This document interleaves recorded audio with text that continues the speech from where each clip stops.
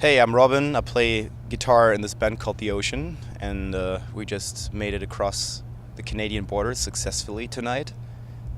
Everyone was warning us basically and telling us it was going to be really shit, but it was super easy and smooth actually. So we're glad to be here in Toronto. Show at the what's this venue called?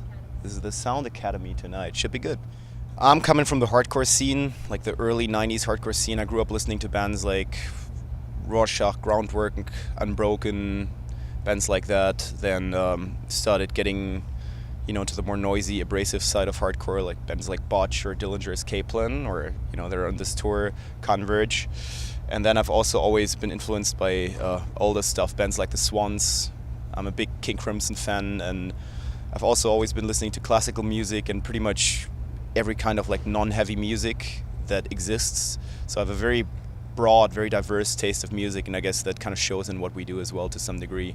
A lot of stuff I've discovered, when I was in my 20s. So my first like real confrontation with like guitar music was through the hardcore scene, basically. I guess I've always been interested in creative work, even when I was a kid. Like my dad has been very supportive of all my early artistic endeavors. That was basically like painting and drawing when I was like 6, 7, 8 year old, and that was my first like big creative passion, I guess. And then I got into music when I was maybe like 9 or 10 or 11, and again, my dad was really helpful with that. Like he taught me how to play the piano when I was young, and he bought me my first guitar, and he was driving me to shows because I grew up in a fucking small town with like 5,000 people. There was nothing going on, so in order to see a show we had to drive like an hour basically, and my dad was there on stage filming us when we were stage diving and stuff. So he's been very supportive, and I'm very thankful to him for getting me where I am pretty much. Where does the band name The Ocean come from? Well, I wanted to pick a moniker that pretty much allows us to do pretty much everything musically that I wanted to do, which was always like covering a wide range of musical territories, from really calm, quiet stuff to really, really heavy, like wall of guitars-ish kind of sound. And The Ocean is perfect for that, because the ocean can stand for the cheesy, peaceful sunset scenery with coconut palm trees swaying in the evening breeze, as well as for the fucking man-eating storm sea, infested with sharks. And that's true for our music as well. There's, the really quiet parts and the ambient parts, and then there's the like outbursts of just walls of noise and sound and heavy guitars and fucking double bass drumming and all that kind of stuff. So I think the name really still represents this band and what we do today, although it's a name that's 12 years old, which usually results in, I guess with most bands that pick their name that have been around for so long, they would not pick the name again if they had if they had the choice to. I would pick this name again. I think it still stands for what we do. Our latest record, which came out this year in April, is called Pelagial, and it's pretty much a journey from the surface to the bottom of the sea. Pelagial is basically the open sea, any body of water that's far away from the shore. And it's also a term that refers to 5 depth zones. The first 200 meters of the water column are the epipelagic, for example. They're sunlit with lots of marine life. And then if you get past like 8,000 meters, you do meters in Canada, right? All right. You have the hadopelagic zone, where it's completely pitch black and like the pressure is like 1,000-fold of surface level basically. And that's what this album is doing. The album's a musical journey that kind of like visualizes or audializes this, this trip from the surface to the bottom of the sea. So the music's starting out really lightweight with more like surface kind of sounds, and really playful, more like major oriented, and then gets progressively darker, heavier, lower in tuning and slower as we're progressing towards the depths of the hadopelagic zone. And you don't have to know much about pelagic depth zones or oceanography to understand that. I think it's something that the listener can feel when listening to the record. It's a gradual progression. It's gradually getting slower, heavier, darker.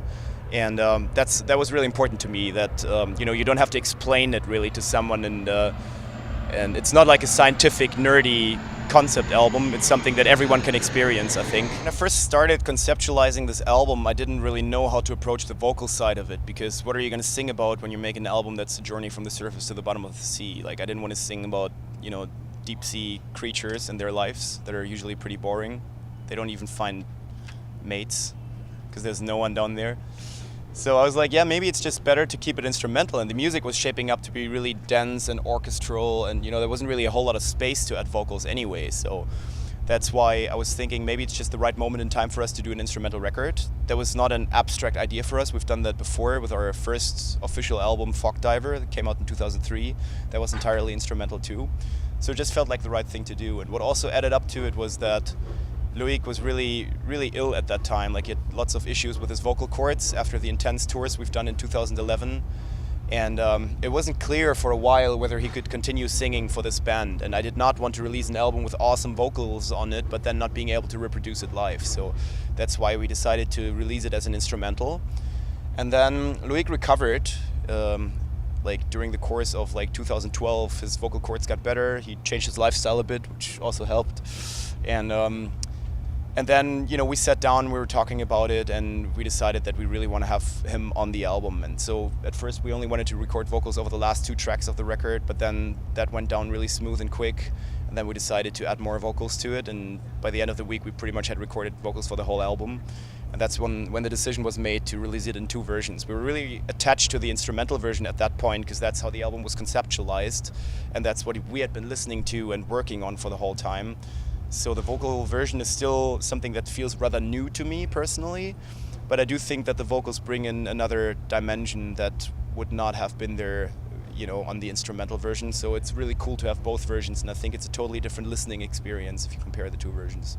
No, I think Loic has really shaped the sound of this band over the past 3 albums since Heliocentric. He's been with us, and his vocal range and ability has definitely pushed us forward a lot, and there's no boundaries, no limits anymore, before that, when we were working with Mike or Meta or Nico, they were great singers too, but they could only do that one thing, and that limited me a lot musically and stylistically, which is no longer the case. Loic can do anything from a high falsetto or head voice to kind of death metal-ish screams.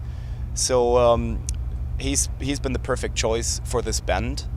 That said, any constellation of a lineup is a temporary constellation. That's something I've learned over the 12, 13 years of being in this band. Even with the most amazing lineup, at one point, people start having other priorities in life, or want to do different things, or have families and stuff, and then you have to deal with it. I could always envision The Ocean as an instrumental band. That our first record was instrumental, and the new version we've played it live instrumentally and works too. It's a different experience from the vocal version. So I can imagine The Ocean being an instrumental band, but I cannot really imagine The Ocean with another vocalist anymore after having Loic in the band. That would be somehow compromising where we are right now. And I really hope that we're going to be able to play together like this for, as much as possible. I guess I've always been fascinated by bands that had lyrics that were somehow meaningful to me and that offered a little more than the average generic metal themes. That's why I got into hardcore in the first place, because the whole political side of it spoke to me, and I was interested in that, and the whole animal rights thing and all that. And naturally, I want to write it with my own band. I want to write about things that I care about, that I'm interested in. And it may seem like those are really highbrow intellectual topics that we're talking about. Heliocentric and anthropocentric were a critique of Christianity. That's super fucking pretentious to do that, right? But from my perspective, it's, in a way it is, but then there is not enough pretentiousness in metal. I think we need pretentiousness we need big ideas to challenge the conservatism in youth culture, and I think it's important to do that, even if you go overboard, And that's why I really dig bands like Refused that were super fucking pretentious. I mean, they called their last album was called The Shape of Punk to Come. That's the most pretentious album title ever, and it's the most fucking awesome album that was probably ever written within the context of that music. So I think that's a compliment as opposed to something that you should be ashamed of. That's one thing. Another thing is that all those topics that I write about are things I actually care about, and it's not that I go to the library to, come up with the next theme and think about, what could I write about? No, why did I write about the legacy of Christianity? Because I've been exposed to that since I'm 16 years old. I used to live with a diehard Baptist creationist host family in the US for a year, And I had those discussions with my host sister on a daily basis that Earth was 5,000 years old and the dinosaurs never existed, and that mad scientists had like put out their bones in the desert to trick people into believing, you know, all these things. And since then, I've read a lot, and I've studied philosophy and exposed myself to all these themes quite a lot.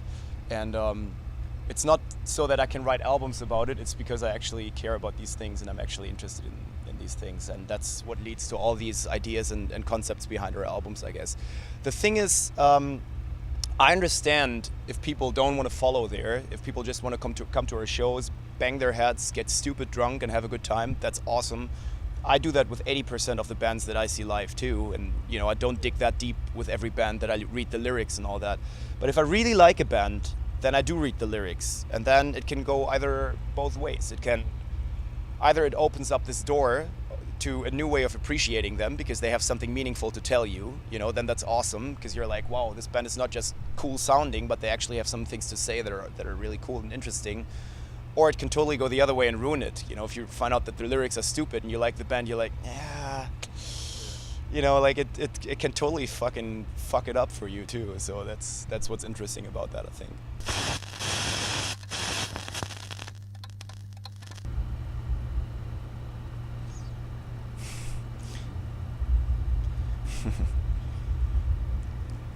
Getting older.